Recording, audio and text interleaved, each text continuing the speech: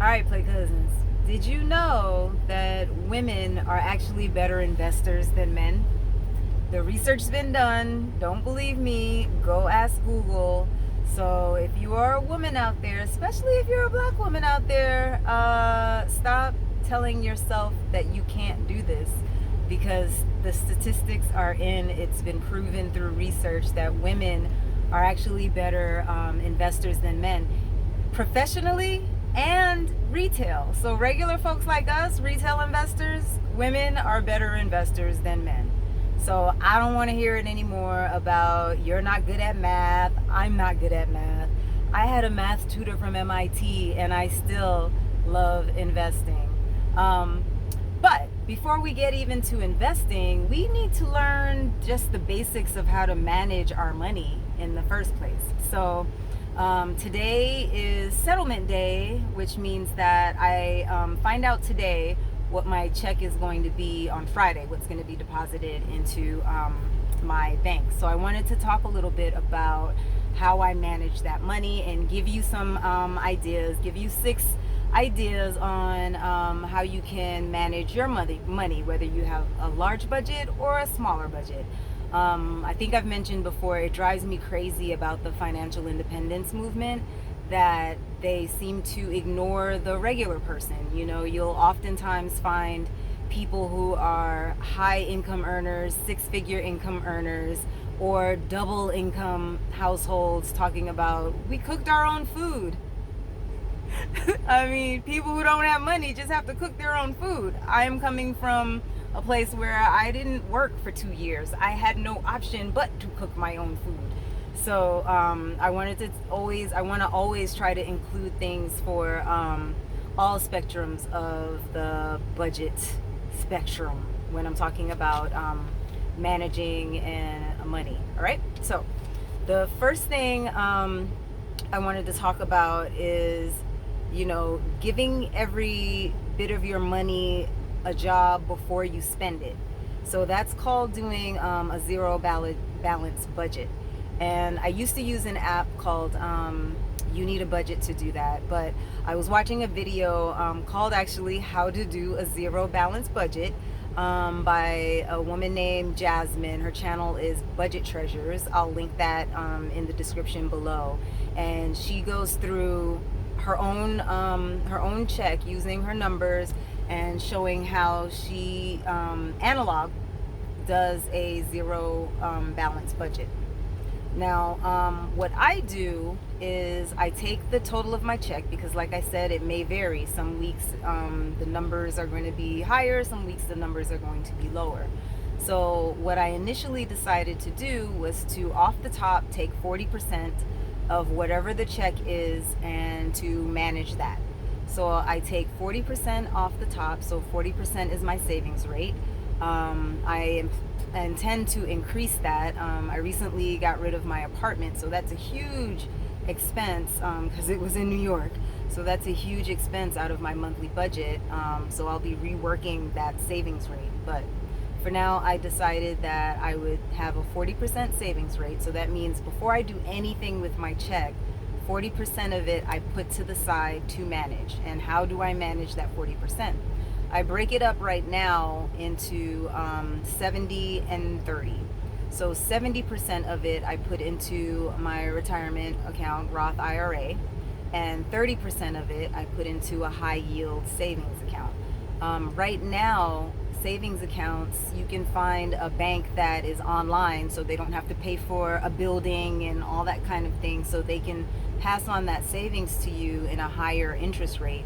And right now, interest rates are anywhere from 4% or higher. And that sounds like a little bit if you're not in the world of investing in finance a lot, but it is a huge deal that you can make that much, 4 or 5% or more, just by putting your money in a savings account. Because you got to remember or think about the fact that the entire stock market is trying to make or beat the S&P 500's 8% a year. So the S&P 500 on average, that's the benchmark that people are trying to beat in the market. They're trying to get more than or at least that 8%. So to get 4 or 5% without putting your money in the market and having to deal with that volatility is huge. So just tap, tap, tap and Google high yield savings accounts, and you can compare and find a place where you can park your savings there. So that's the first thing, is decide what your savings rate is going to be. It could be 10% if you have a smaller budget, 5%.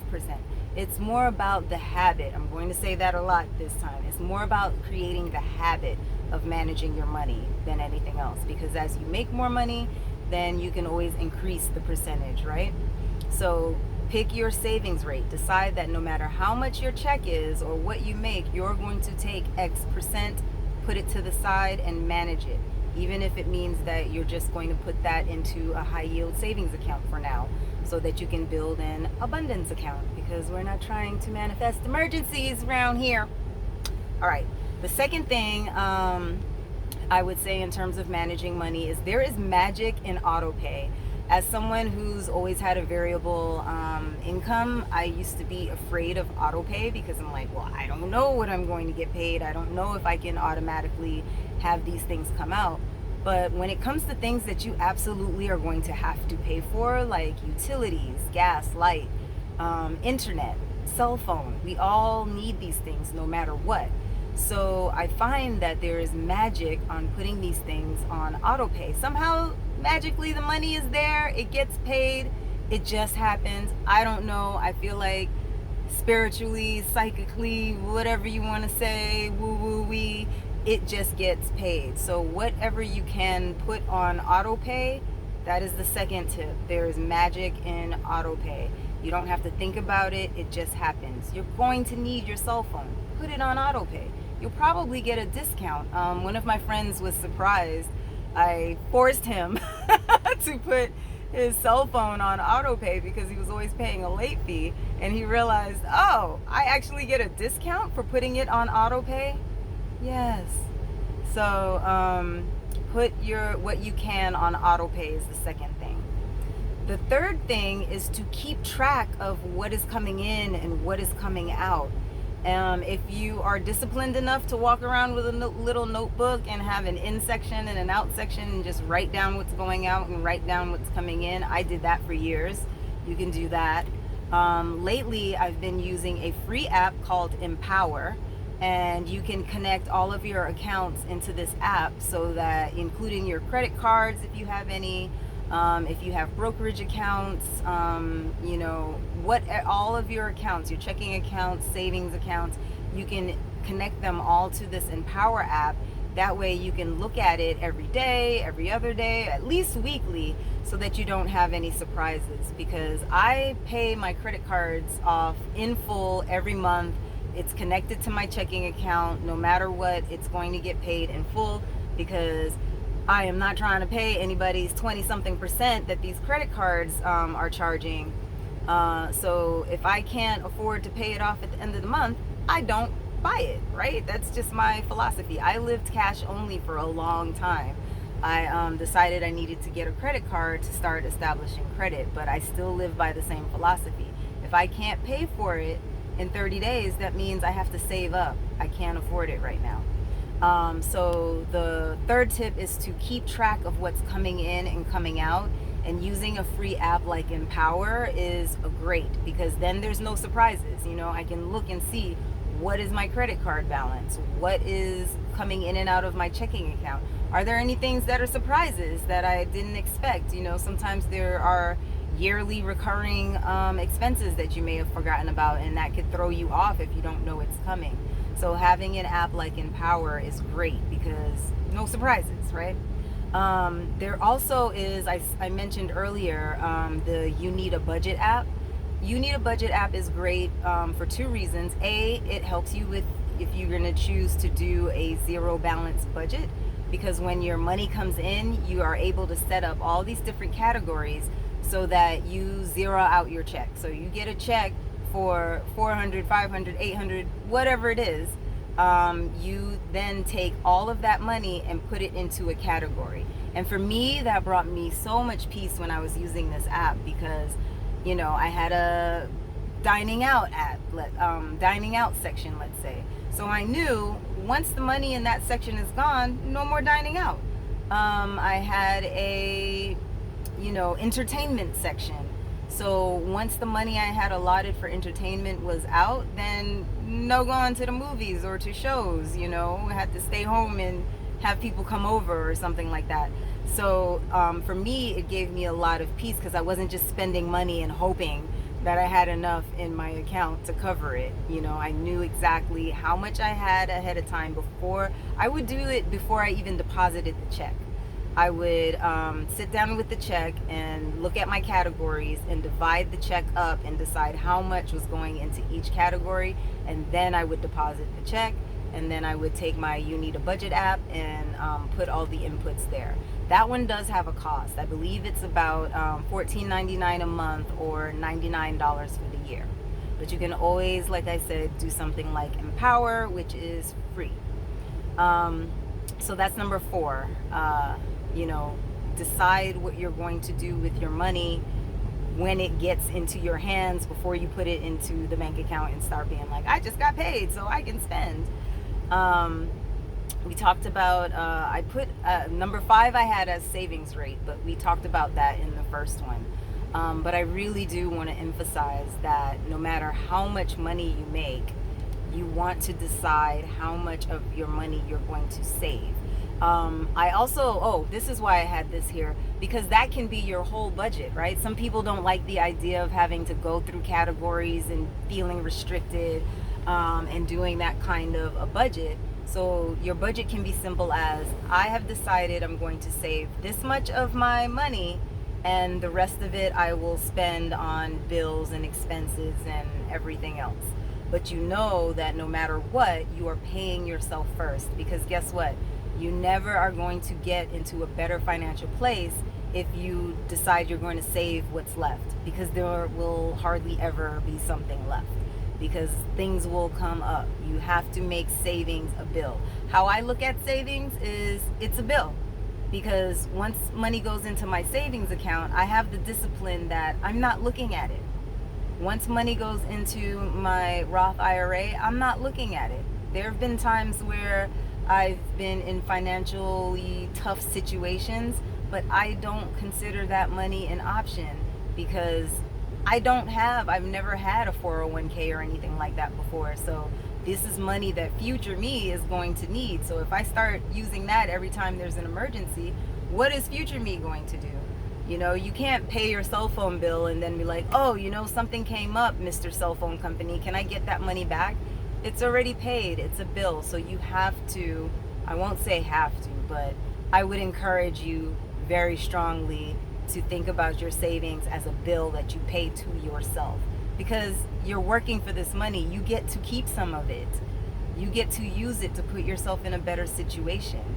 You get to get ahead eventually, as slowly as it may go, with the money that you're earning. So use your savings as another bill that you absolutely must pay and is non-negotiable. So that is tip number 5. Have a savings rate. Do it first. That can be your whole budget. Like I said, I'm going to save this amount of my check and live off of the rest. I will figure it out as things come. The last tip I'm going to say is, if you feel like you're in a position financially right now where there absolutely is none to spare, you have to use everything you have to live off of, take a small amount and manage that. Because again, it's about creating the habit of managing your money. You can start learning how to manage money. You can start learning about investing money. You can start learning about these things even if you have no money. Like I said, I wasn't working for 2 years, and that is when I started diving deep into how does the stock market work? How does investing work? How does trading work versus long-term investing? I think everybody should be a long-term investor. I don't think everybody should be a trader. That's why I'm not going to be talking about my trading on this channel, because it takes a lot of discipline, a lot of study, a lot of dedication.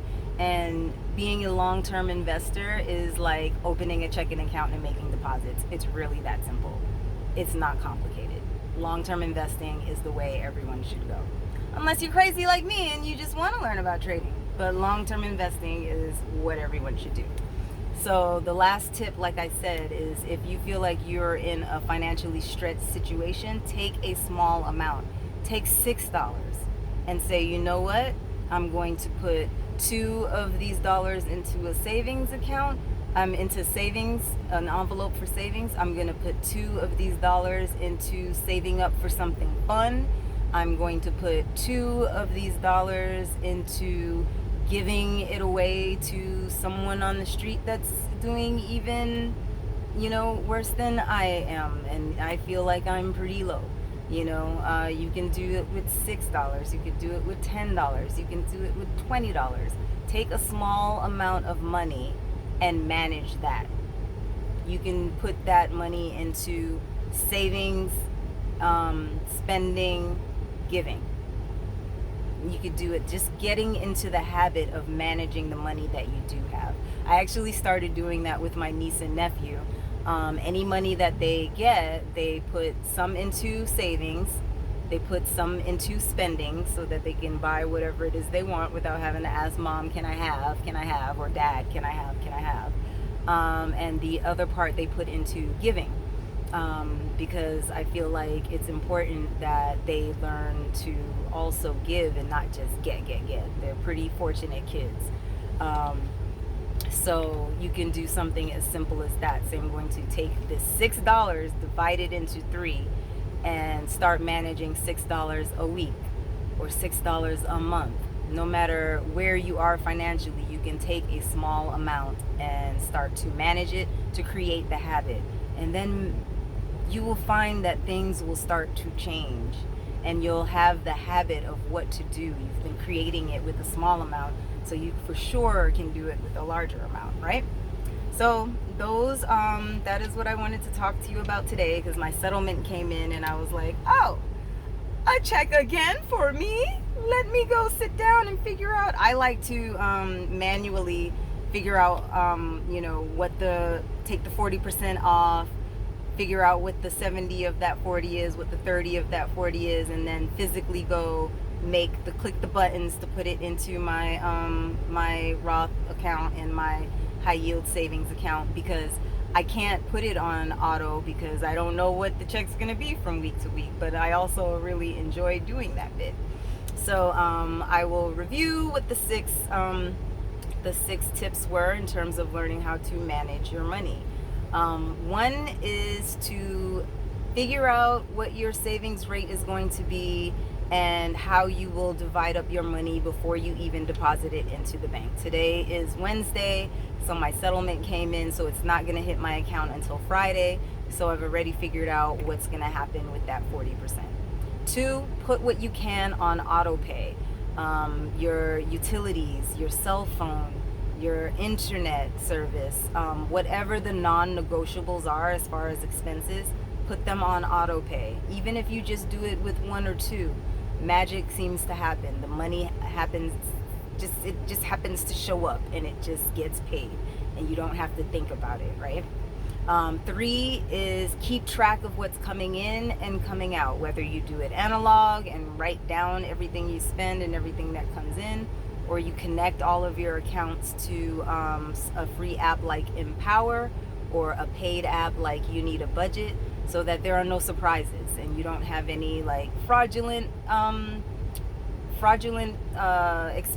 I can't even think of the word now, but fraudulent things that come across your account that you might not catch if you're not paying attention to what's coming in and coming out. Overdraft fees, things like that. If you know on a continuous basis, daily, bi-daily, at least weekly, what's coming in and what's coming out, there are no surprises. Four is check out Budget Treasures, Jasmine's channel, Budget Treasures, where she will take you step by step into how to do the envelope system and do zero balance. She really gets in thoroughly and uses her own check and shows how she figures out what goes where. And I thought that was really good, because if you are an analog person and not so into the apps, it works great. If you are more into the apps, you can still watch her video to get an idea of how do I figure out what goes where. I thought she did a really good job with that.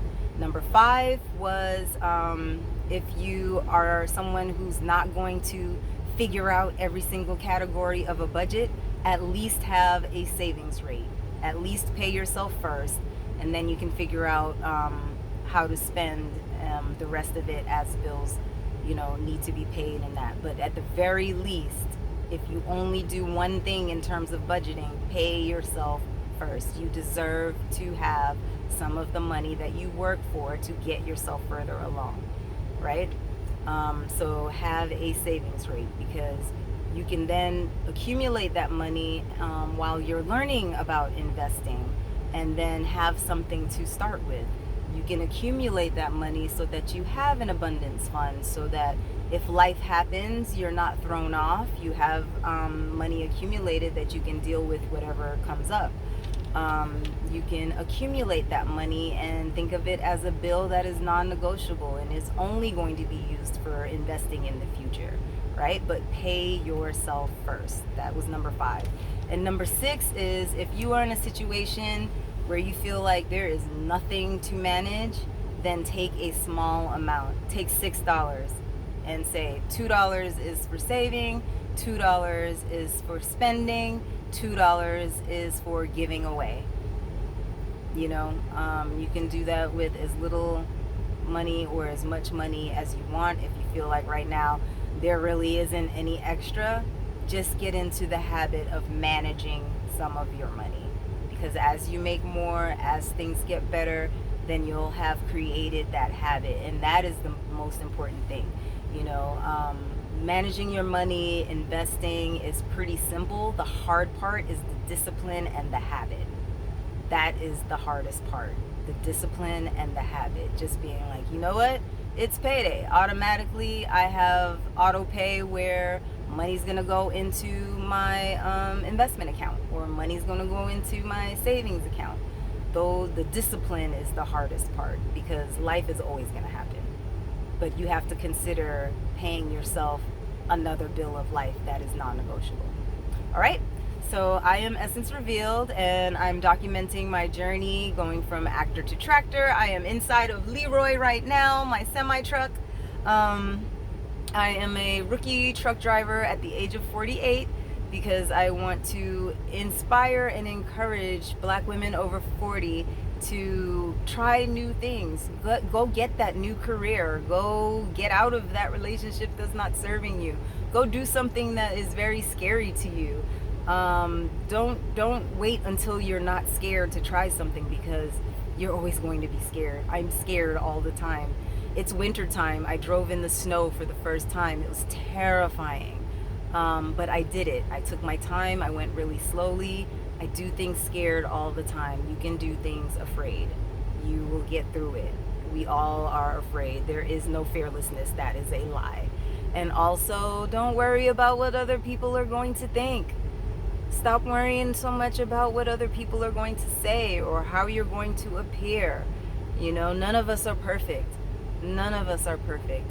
So worrying about fear of judgment, thinking that it's too late, none of that. Share this video, like, subscribe, share it if you know a Black woman who is over 40 that you think would feel encouraged by this information, or if someone's just curious about trucking or want to learn more about finances, then share the video, like it, subscribe it, and tell me in the comments, what steps are you going to take? What's one step?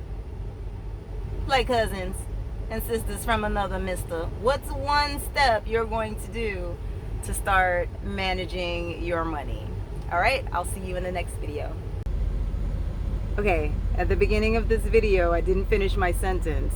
I had a math tutor from MIT in high school and still wasn't good at math. And yet, I managed to be an investor. And yet, I am on this financial independence journey. So, no excuses. No excuses. Play cousins and sisters from another mister.